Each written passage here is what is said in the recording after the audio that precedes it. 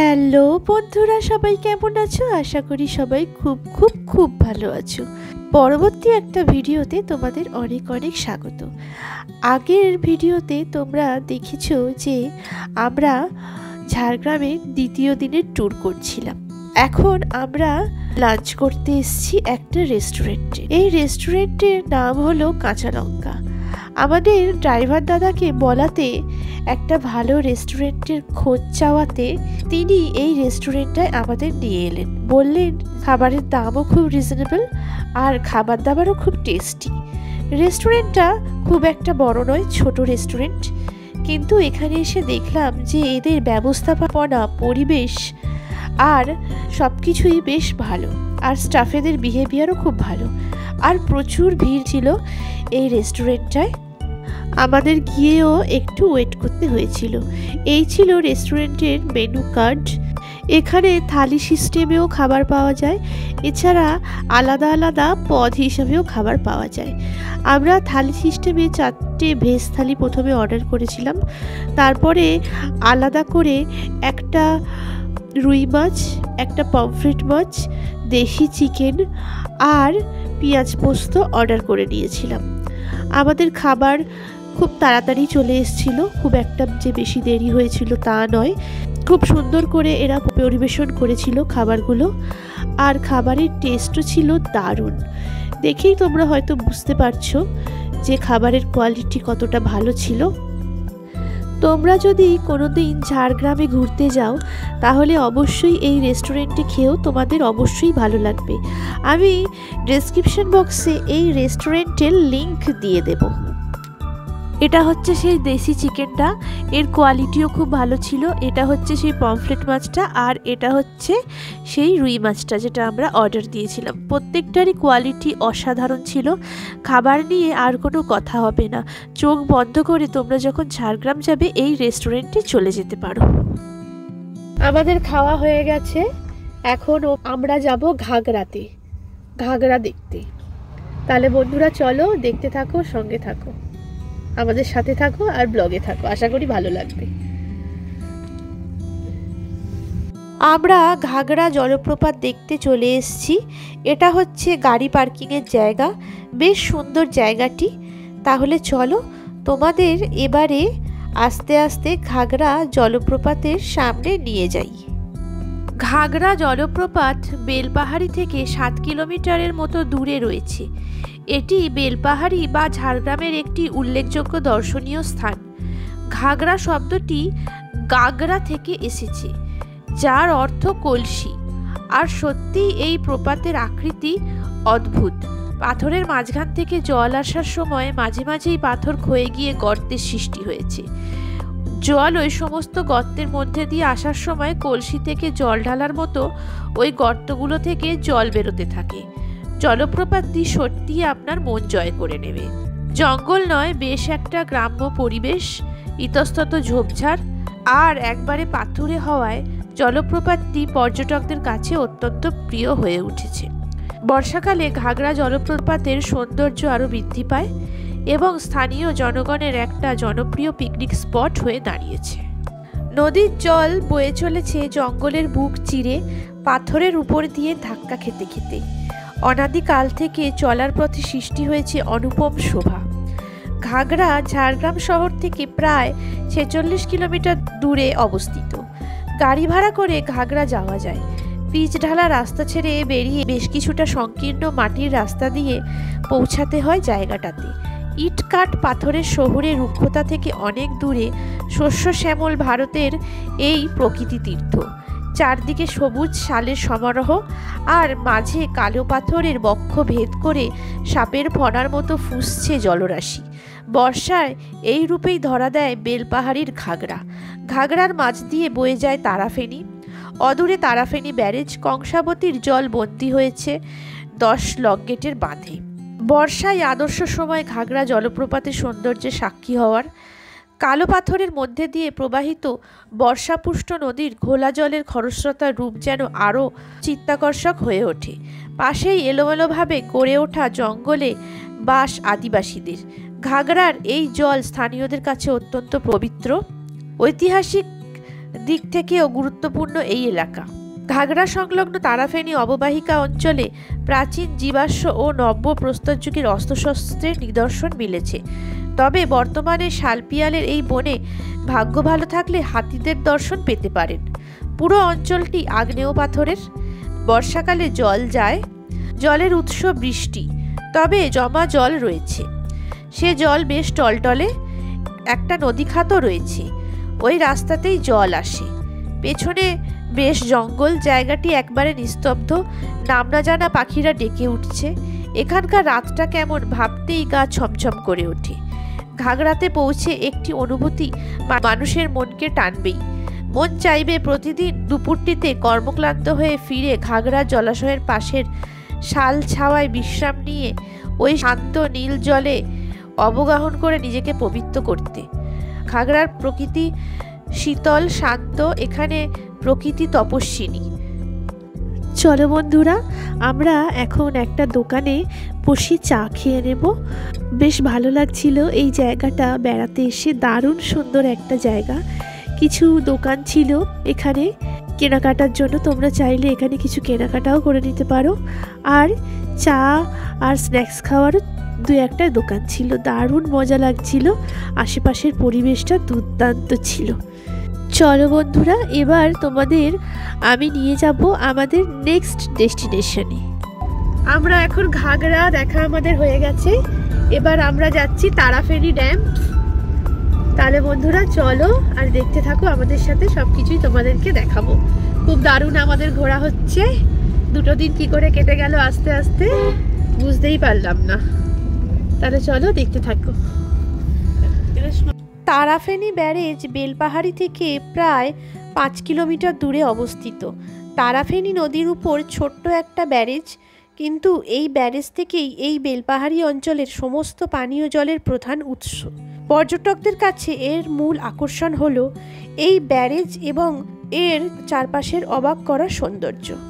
তারাফেনী এবং ঘাগড়া জলপ্রপাত বেলপাহাড়ি গ্রাম পঞ্চায়েতের অধীনে তারাফেনী ব্যারেজ অবশ্যই একটি আরও আকর্ষণীয় স্থান, যেখানে বর্ষাকালে আকর্ষণীয় প্রকৃতি এবং পাথরের বিপরীতে নদীর স্রোত দেখে জনসাধারণ মুগ্ধ হয়। এটি থেকে প্রায় 5 কিলোমিটার দূরে বেলপাহাড়ি।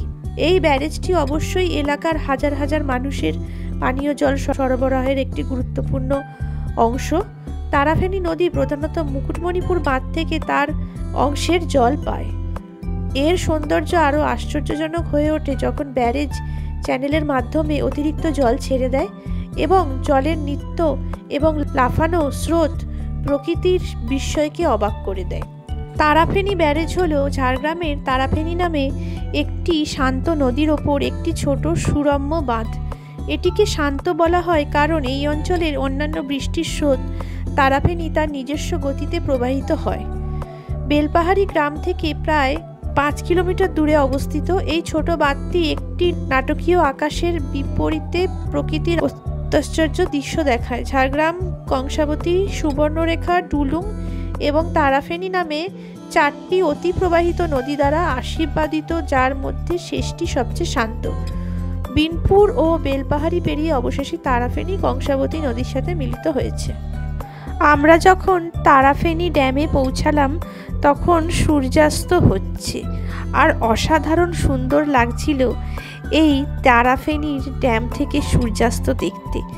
আশেপাশের পরিবেশ অসাধারণ সুন্দর, আর লাল মাটি এই পরিবেশকে যেন আরও সুন্দর থেকে সুন্দরতর করে তুলেছে। এর সৌন্দর্য এইভাবে মুখে বলে বর্ণনা করা যাবে না। তোমরা যখন যাবে তখন তোমরা নিজেরাই দেখে বুঝতে পারবে যে এই ঝাড়গ্রাম কত মোহময়ী আর কত সুন্দর। এর সৌন্দর্য শুধুমাত্র মুখে বলে বর্ণনা করা যাবে না। আমাদের তারাফেনী ড্যাম দেখা হয়ে গেল। এখন আমরা হোটেলে ফিরে যাচ্ছি। হোটেলে যাব। আজকে আমাদের ট্যুর শেষ হয়ে গেল। আমাদের 2 দিনের ট্যুর ছিল। সমস্ত কিছুই তা তোমাদেরকে দেখালাম। আশা করি তোমাদের নিশ্চয়ই ভালো লেগেছে। তাহলে বন্ধুরা চলো হোটেলে গিয়ে আমরা কি করলাম, কি ডিনার করলাম, কি বিকালে কি খাবো, সমস্ত কিছুই তোমাদের দেখাবো। আর আমাদের জার্নি শেষ পর্যন্ত তোমাদের সাথে সবকিছু শেয়ার করব। তাহলে বন্ধুরা দেখতে থাকো আর সঙ্গে থাকো। বন্ধুরা, আজ ট্যুর আমাদের এখানেই শেষ। ঝাড়গ্রামের দুদিনের ট্যুর আমাদের সম্পূর্ণ হলো। যাওয়ার সময় একটু মন খারাপ করছিল ঠিকই, কিন্তু যেতে যেতে ঝাড়গ্রামের এই দৃশ্য আর সমস্ত কিছুই মনের মধ্যে সুন্দরভাবে যেন গেঁথে গেছিল।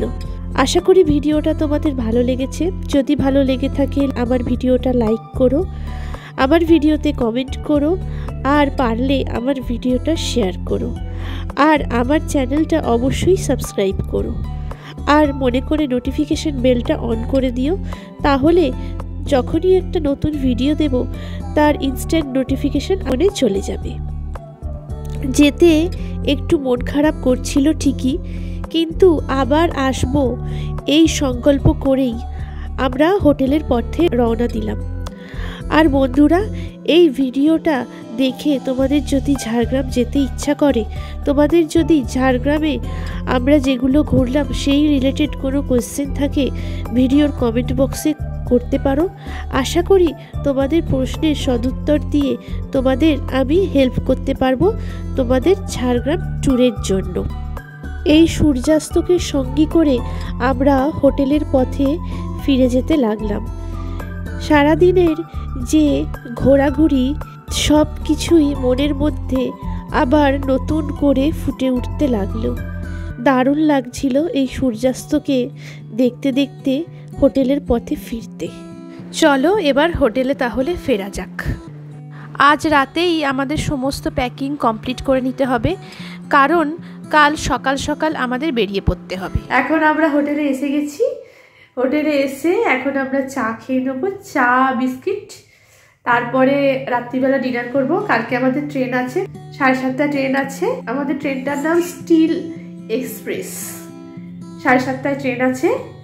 তাহলে বন্ধুরা, এই দুদিনের ট্যুর তোমাদের কেমন লাগলো অবশ্যই বলো। যদি ভালো লেগে থাকে লাইক কমেন্ট শেয়ার করে আমার চ্যানেলটা সাবস্ক্রাইব করো। কালকে পর্যন্ত সব কিছু তোমাদের সাথে শেয়ার করব, সমস্ত ইনফরমেশন আমার ভিডিওতে পেয়ে যাবে। আর ঝাড়গ্রাম কিন্তু অবশ্যই ঘুরে এসো।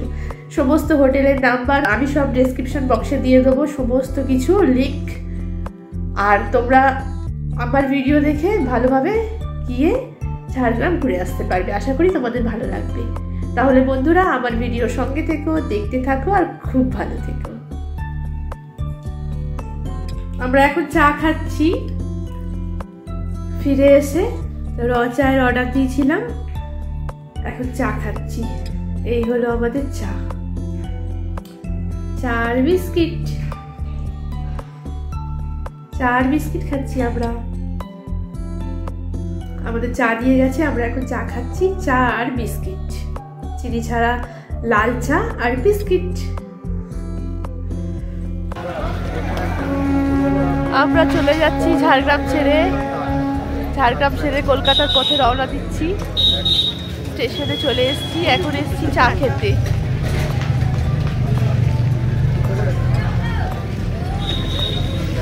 আর উল্টো দিকে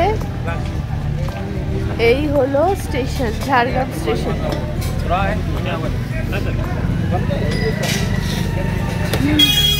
এখন সকাল 7টার মতো বাজে। আমরা ঝাড়গ্রাম স্টেশনে এসে গেছি। 7:30টার সময় আমাদের ট্রেন এক্ষুনি আসবে। স্টিল এক্সপ্রেস আসবে আমাদের, যেটা আমাদের একেবারে হাওড়ায় নামাবে।